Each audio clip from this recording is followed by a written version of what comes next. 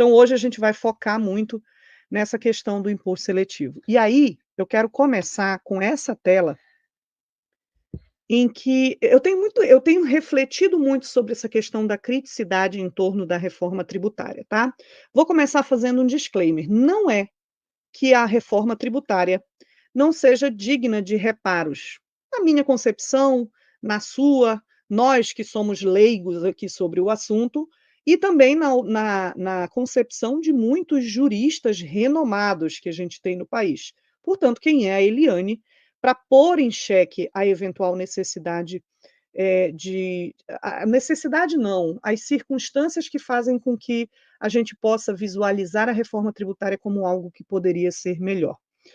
Só que quando eu penso nos porquês, galera, e é essa a reflexão que eu quero despertar aqui em vocês, quando eu penso nos porquês, eu fico me perguntando qual que seria a alternativa para essa questão que está sendo levantada, né? Por exemplo, uma que é clássica: as críticas em torno do aumento da carga tributária sobre o setor de serviços. E aí eu vou dar isso como exemplo, porque está até fugindo um pouco do tema da aula, e aí a gente volta para o tema da aula, tá? Qual que é o problema que a gente tem no nosso sistema tributário atual? Essa divisão entre tributação de mercadorias e tributação de serviços, grosso modo é isso que a gente tem, embora a gente tenha serviço aqui também no ICMS, mas grosso modo é mercadoria de um lado, serviço do outro. Há situações que geram muitos embates jurídicos, porque essa é uma singularidade que não se verifica nos mais de 170 países que têm a tributação na modalidade de tributar o valor agregado, o IVA, certo? Que é separar.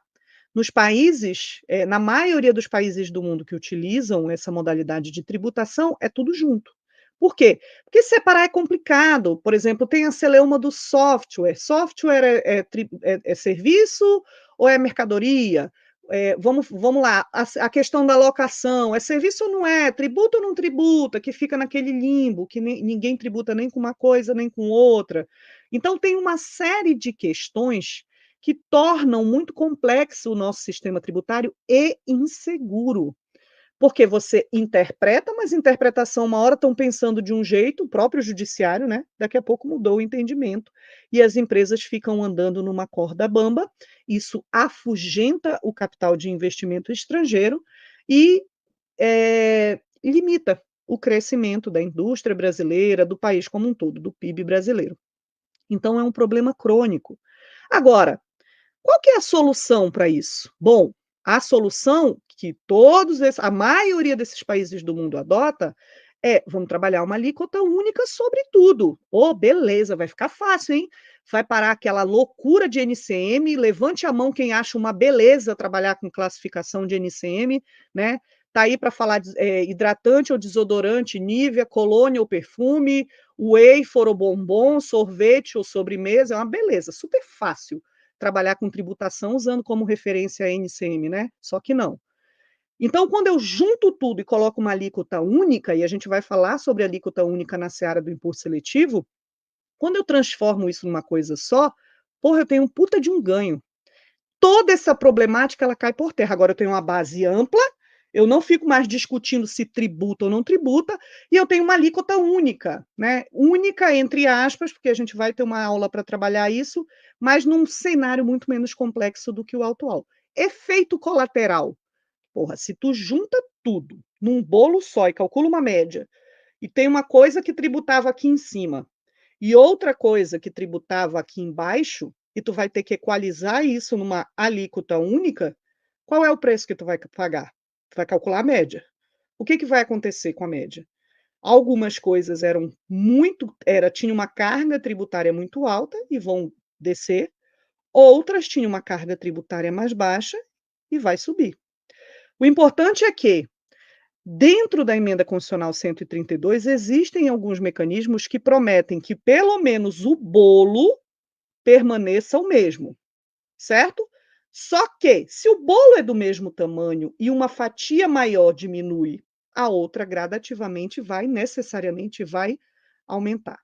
Então, o que eu quero que vocês pensem nesse contexto é o seguinte, pessoal: tenho crítica, que horror a carga tributária, do setor de serviços aumentando, sede arrecadatória do Estado. Qual seria a outra alternativa? Você já pensou em como deveria funcionar o sistema tributário? Ah, não faço a menor ideia, mas desse jeito tá ruim. Opa!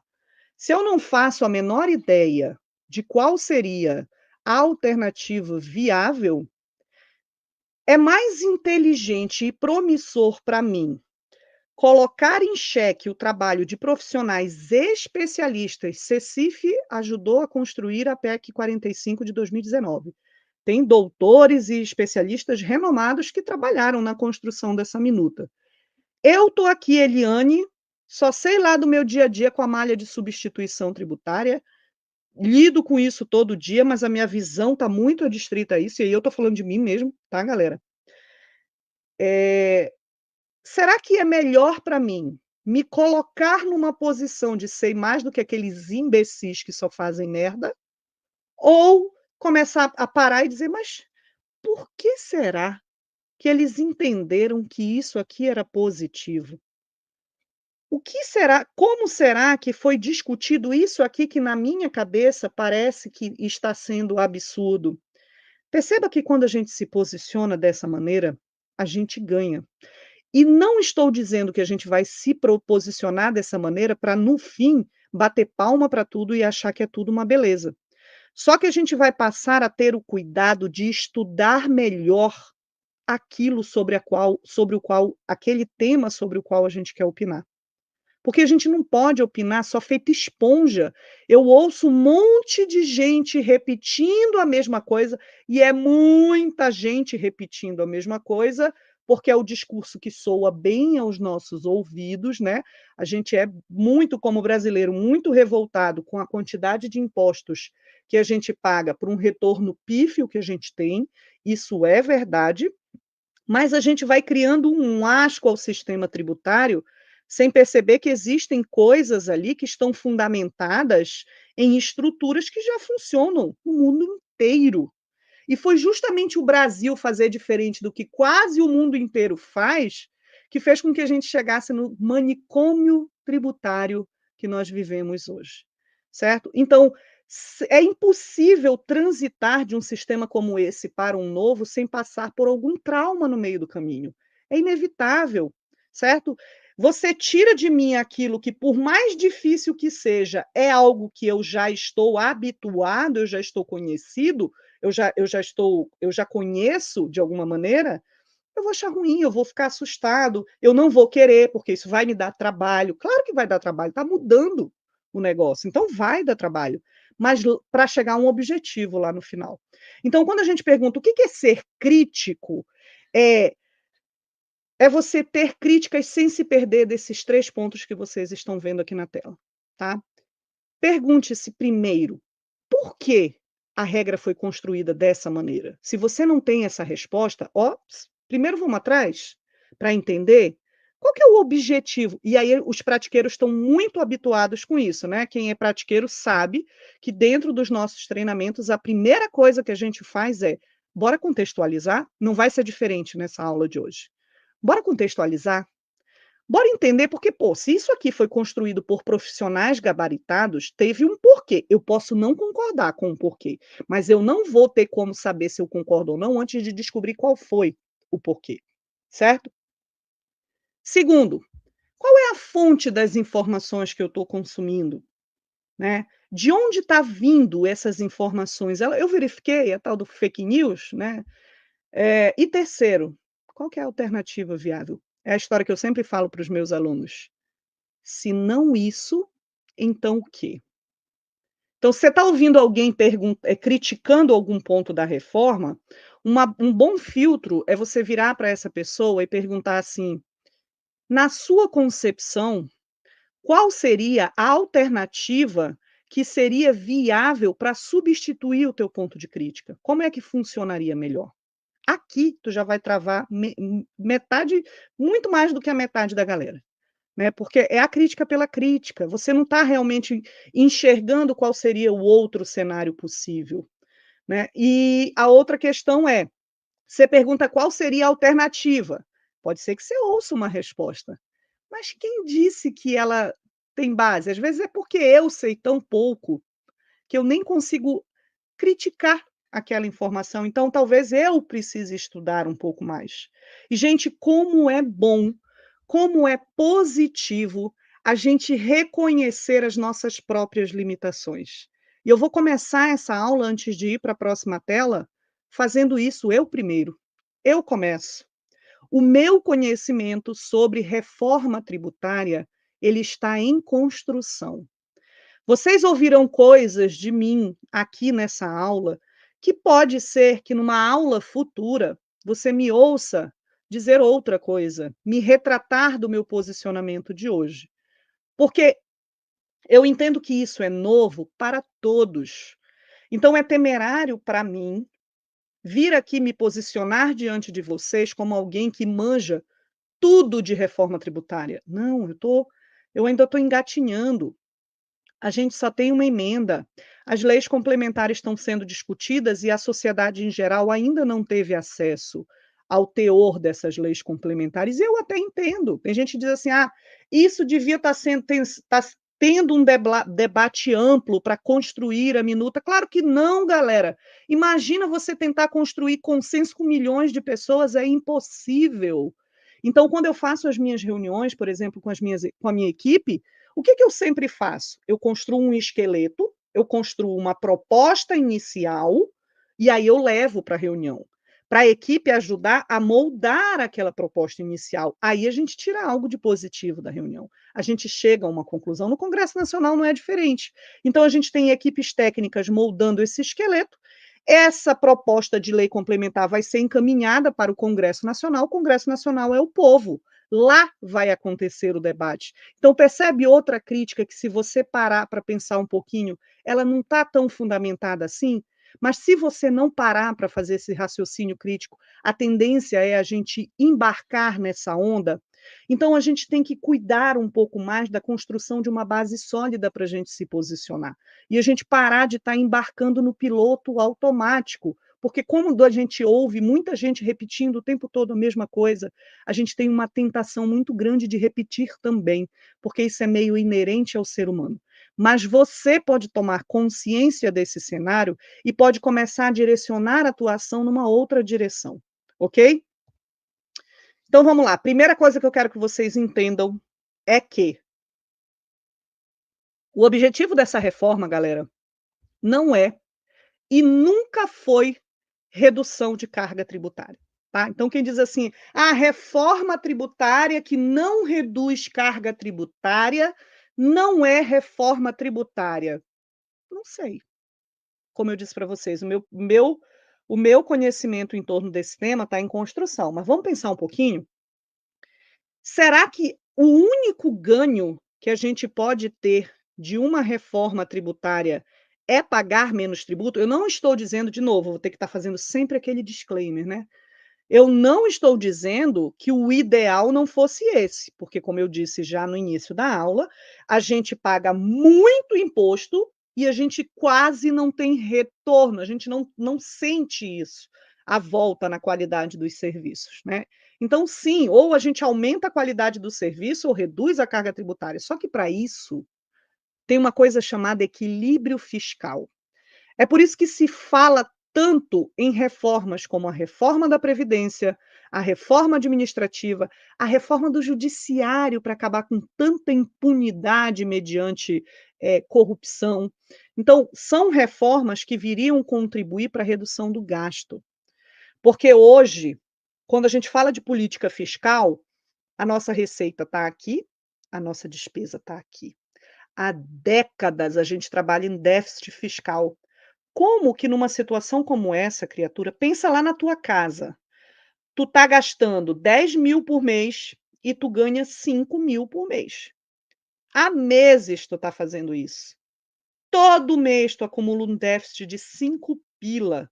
Como é que tá a tua situação? Tá boa ou tá ruim do ponto de vista financeiro? Tá ruim. Aí você vai lá e pede as contas. Você diz: "Ó, peço demissão". O que vai acontecer com esse déficit? É óbvio que ele vai aumentar. Então, essa responsabilidade aqui, você enxerga com muita clareza quando você olha para dentro das finanças da tua casa. As finanças de um estado, de um país, não são diferentes. Então, necessariamente, a gente tem que encarar uma redução de gastos, para que depois a gente possa colar aqui numa redução de tributos. Só que aí, galera, ao mesmo passo que a gente quer uma redução de tributos, quando a gente ingressa em discussões como: "Será que a uni", não estou me posicionando, eu estou levantando questões aqui sobre gastos elevados. Será que a previdência, ela é sustentável da forma como ela é hoje? O que a gente vê é uma grande campanha em relação: "Não mexa na previdência", é a maior conta do estado hoje, né, do país, é a previdência. Saúde, será que o sistema de saúde público tem que ser realmente para todos gratuitamente ou para os mais pobres? Não sei, de repente aqui não era um ponto de equilíbrio? A universidade, ela tem que ser pública e gratuita para todos ou para quem não pode pagar? Então, quando surgem esses tipos de discussão, elas são rechaçadas porque ninguém aceita nem conversar sobre esse assunto. Então, automaticamente, eu não aceito conversar sobre redução de grandes focos de despesa. Mas ao mesmo tempo eu quero vir aqui na outra ponta, na ponta da receita, e eu quero reduzir o caixa. É incompatível, você entende? Então a lógica que eu quero que você perceba é que receita e despesa, elas caminham juntas e uma não pode ser reduzida se a outra também não for. O objetivo da reforma tributária nunca foi alcançar essa redução, foi alcançar uma redução de complexidade. Aí a gente entra aqui. Quais são então, Eliane, os objetivos da reforma tributária? O que estava se perseguindo? Simplificação do sistema. Ninguém melhor do que vocês, que estão aqui comigo hoje, sabem o inferno que é operar o sistema tributário brasileiro. Levante a mão aqui para mim, quem acha que é fácil. Não tem problema, né, todo mês você faz a mesma coisa, nunca surge coisa nova. Nunca surge uma coisa que você não sabe como resolver. Nunca tem o estado XPTO falando uma coisa e o XYZ te dizendo o exato oposto e você no meio sem saber quem você atende. Porque se você atender a Bahia, você apanha do Paraná, se você atender o Paraná, você apanha da Bahia. Isso não acontece no Brasil, né. Você não fica em dúvida na hora que você vai classificar uma mercadoria para saber se ela tem ACT, porque é fácil, né, trabalhar com NC, MCEST, é uma beleza. Você não fica em dúvida na hora que você vai ter que decidir qual é a NCM que aplica, porque você está com medo se a alíquota vai ser 7, se a alíquota vai ser 4, se a alíquota vai ser 12.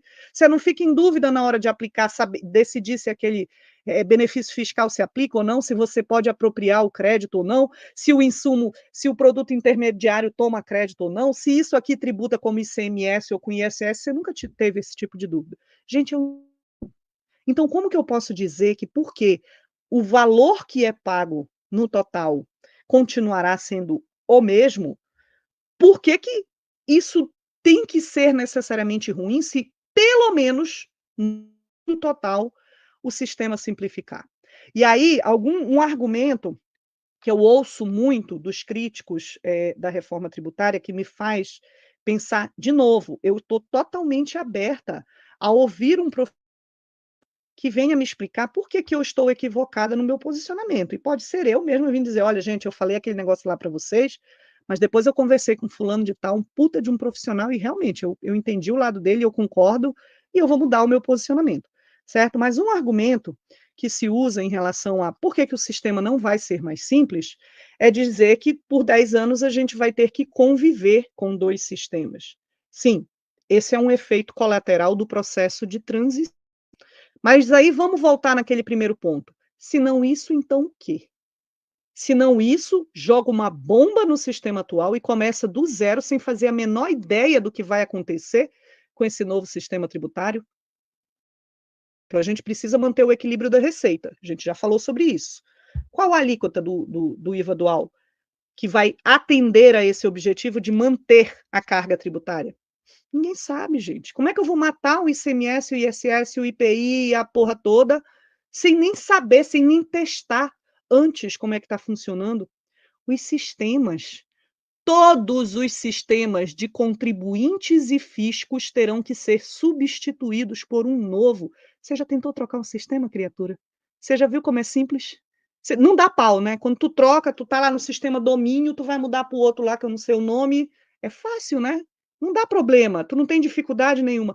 Imagina um país inteiro transitando documentos fiscais eletrônicos, declarações, porque a FD, como ela é hoje, ela não vai servir, porque ela tem um princípio de tributação na origem que conflita com o IVA dual, então vai ter que ser construída uma nova declaração. Então, os sistemas dos contribuintes que emitem nota terão que ser substituídos, os fiscos terão novas malhas a construir, porque todo o resto será perdido. 10 anos é nada para esse processo de transição. Então, vai ser um período turbulento? Vai, mas se não isso, então o quê? Qual seria a outra alternativa? Se eu quero migrar de um sistema que é extremamente complexo para um que seja mais administrável, aqui no meio, no processo de caminhar, é como atravessar a mata cerrada para chegar à margem do rio. Tu vai passar perrengue, não tem jeito. Agora, o fato de que por 10 anos a gente vai ter uma situação mais caótica não significa que após esse período o que vai ficar não é de fato um sistema tributário que tem menos problemas do que o sistema tributário atual. Entendeu? Então, a partir de agora, eu quero que você leve em consideração esses fatores na hora de se posicionar e principalmente na hora de argumentar. Porque aí você ouve isso e diz: não, mas agora a minha meta de vida é pegar tudo isso que a Eliane disse e jogar por terra esses argumentos um por um. Vou achar uma maravilha. Se eu pegar um aluno meu rebatendo todos os argumentos que eu estou colocando aqui e fazendo isso de forma fundamentada, eu vou bater palma. Porque aí a gente sai do discurso vazio e a gente se torna profissional que está buscando referência, que está buscando conteúdo, que está buscando repertório. E que a gente está parando só de discutir, de repetir post raso que a gente vê na internet, fazendo críticas sem uma fundamentação profunda. Começa a fazer pergunta para as pessoas que tu ouve criticando. Pergunte. Pegue essas questões que você está ouvindo aqui, faça perguntas, amplie o seu repertório e, sobretudo, não direcione as suas atenções apenas para um público que critica. Divida as suas atenções entre o público que tem críticas, isso é muito importante, mas ouça também quem sabe enxergar quais são os ganhos, porque você não pode se colocar à margem dessa visão. Você não pode ter uma visão extremista, você não pode ir muito para esse lado e nem muito para esse lado. A ideia do profissional é que ele esteja sempre na linha do meio. Ele tem visão para cá e ele tem visão aqui para esse outro lado também, tá? Com a simplificação do sistema tributário, o que se espera também é que a gente comece a voltar a atrair investimento. Investidor tem medo de vir para o Brasil, porque as chances de um plano que ele faz de negócios furar, porque o judiciário destruiu a premissa básica, porque uma hora se entendia uma coisa e do nada começou a se entender outra, porque a lei era uma e do nada viraram a lei de cabeça para baixo e mudaram ela toda, pelas questões judiciais, pela insegurança jurídica como um todo. A gente tem afugentado o investimento. E investimento é empresa, empresa é emprego. A gente quer isso. Então, esse é um outro objetivo também que se espera: simplificação do sistema, atração de investimentos como consequência dessa simplificação do sistema. E aqui a gente começa a tratar de um terceiro objetivo que vai casar com a gente entrar no tema imposto seletivo, que é a redução da regressividade do sistema. Quando você estuda direito tributário, você vai aprender, tem muitos de nós, né, eu também não sou da área jurídica, tá, pessoal? Então, só quando eu entrei no fisco eu comecei a ter contato com esses aspectos do direito tributário, e a ideia é eu compartilhar com vocês o que eu aprendi ao longo desses quase 13 anos de fisco, por necessidade do dia a dia. A gente tem, basicamente, tributação de renda, patrimônio e sempre esqueço qual é o terceiro, mas aqui na renda a gente tem uma ideia de progressividade. O que que é a ideia de progressividade? Você ganha X, você paga um tanto. Você ganha 10x, você vai pagar proporcionalmente mais, a tua alíquota vai subindo. É aquela tabelinha lá do imposto de renda que a gente já conhece. Já no sistema de tributação sobre consumo, a gente não tem uma tributação progressiva, a gente tem uma tributação regressiva. Basicamente, na tributação regressiva, o pobre é extremamente penalizado. Isso não é uma característica só do Brasil, é uma característica do sistema de tributação do consumo como um todo, certo? O problema é que o peso da tributação sobre o consumo do Brasil é desproporcional ao peso da tributação sobre a renda em relação a outros países do mundo. Mas a tributação sobre o consumo, ela é regressiva e ela é prejudicial a quem tem menos em qualquer lugar do mundo, tá? Então, o que que é a regressividade? Porque aí a gente vai entender o IPI como uma ferramenta de combate a essa regressividade. Mas aí, para você entender como o IPI combate isso, você vai ter que entender exatamente o que é um tributo regressivo. Então, eu trouxe um exemplo para te mostrar, tá? Vamos imaginar o José. Cadê o meu mouse, gente? Sumiu daqui. Vou riscar. Vamos imaginar o José. José ganha 1.320 por mês. Eu tenho até que atualizar esse valor aqui. Ganha 1.320 por mês, tá? Vamos dar uma passadinha aqui com o que o José gasta esses 1.320, tá? Ele gasta com alimentação, consumo, com aluguel, consumo também da moradia, né? Ou é consumo de mercadoria ou é consumo de serviço. Vamos lá.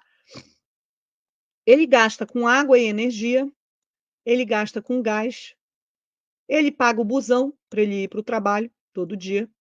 Compra um desodorantezinho para não dar aquela suvaqueira, então com os produtos ali, um sabonete, uma pasta de dente, com higiene pessoal. E a saúde ele gasta a oração, né, que é rezar para não ficar doente, que não sobra nada para ele gastar com saúde. Beleza. Dos 1.320 que o José ganha, ele gasta tudo com manutenção da própria existência dele. Ele gasta com subsistência. E tudo que a gente viu aqui é tributado. Então é uma tributação sobre o consumo do José. Então vamos imaginar que o José, que neste país a tributação do consumo tem lá 20%. Ou seja, toda a renda do José é tributada com alíquota de 20%. Agora vamos ver o estilo de vida aqui do Antônio, certo? O Antônio tem uma renda mensal de 30 mil reais por mês. Antônio é gourmet, gosta de caviar, gosta de comida da boa, né? Então, gosta de comer em restaurantes. Então, ele gasta ali uns 4 pila só com alimentação, todo mês. Antônio mora bem, paga condomínio fechado para ter segurança. Então, ele paga R$ 1.500 por mês de condomínio. Paga água e energia. Como assim o Antônio paga o mesmo valor que paga José? É que Antônio tem placa solar, então a coisa para ele é um pouco diferente, né? Gás, não faço ideia de quanto é. Eu sei quanto é o botijão de gás. Agora, quanto é aqueles gás encanado e tal, eu não faço ideia. Botei R$ 600 aqui. Antônio tem um carro bom, do ano. Ele gasta ali em torno de 2.000 por mês, entre a parcela a proporcionalização do IPVA, combustível, aquela manutenção, parcelinha do seguro, gasta ali uns 2.000. Higiene pessoal, perfumes, desodorantes do bom, shampoos excelentes para o cabelo, uns 1.000 conto. Antônio tem plano de saúde, então ele paga R$ 1.000 todo mês do plano de saúde. Antônio está fazendo uma faculdade topíssima, então ele paga ali seus 2.500 de faculdade. E Antônio precisa descansar, precisa renovar as energias, então ele faz passeios, faz viagens, vai ao cinema, vai ao teatro. Com lazer, Antônio gasta em torno de R$ 3.000. No total, Antônio gasta 15 tarará por mês da renda dele. Só que Antônio ganha 30. Então, veja, esses 15 aqui, eles sofrem a incidência desses 20%. Mas o Antônio ainda consegue fazer reserva. Isso aqui ele não gasta consumindo. Portanto, a tributação sobre o consumo não alcança boa parcela da renda do Antônio. Já com o José, tudo o que ele consome, porque ele consome todo o salário, é tributado.